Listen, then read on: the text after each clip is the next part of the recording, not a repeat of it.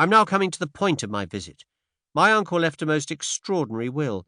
By its terms, Crabtree Manor and its contents are to be at my disposal for a year from his death, during which time my clever niece may prove her wits, the actual words run. At the end of that period, my wits having proved better than hers, the house and all my uncle's large fortune pass to various charitable institutions. That is a little hard on you, mademoiselle, seeing that you are Mr. Marsh's only blood relation. I do not look on it in that way. Uncle Andrew warned me fairly, and I chose my own path. Since I would not fall in with his wishes, he was at perfect liberty to leave his money to whom he pleased. Was the will drawn up by a lawyer? No, it was written on a printed will form and witnessed by the man and his wife who live in the house and do for my uncle. There might be a possibility of upsetting such a will. I would not even attempt to do such a thing. You regard it then as a sporting challenge on the part of your uncle? That is exactly how I look upon it. It bears that interpretation, certainly, said Poirot thoughtfully. Somewhere in this rambling old manor-house your uncle has concealed either a sum of money in notes or possibly a second will, and has given you a year in which to exercise your ingenuity to find it.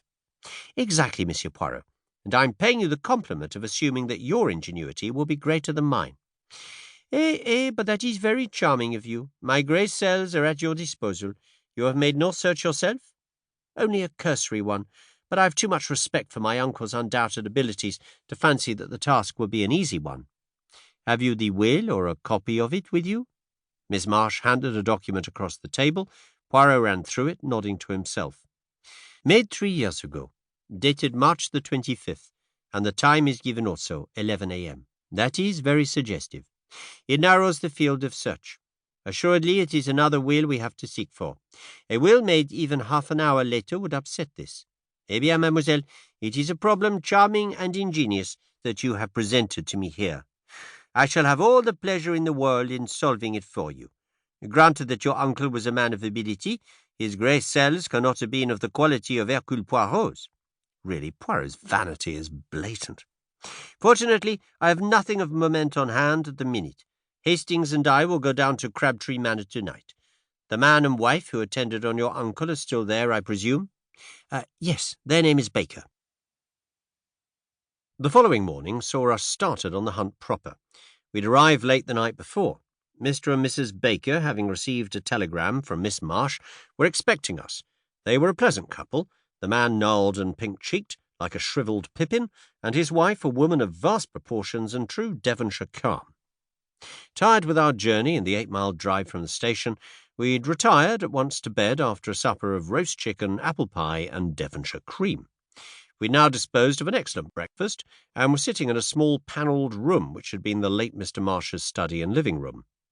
A roll-top desk stuffed with papers, all neatly docketed, stood against the wall, and a big leather armchair showed plainly that it had been its owner's constant resting-place. A big chintz-covered settee ran along the opposite wall, and the deep low window seats were covered with the same faded chintz of an old-fashioned pattern. Eh bien, mon ami, said Poirot, lighting one of his tiny cigarettes, we must map out our plan of campaign. Already I have made a rough survey of the house, but I am of opinion that any clue will be found in this room. We shall have to go through the documents in the desk with meticulous care. Naturally, I do not expect to find a will amongst them, but it is likely that some apparently innocent paper may conceal the clue to its hiding-place.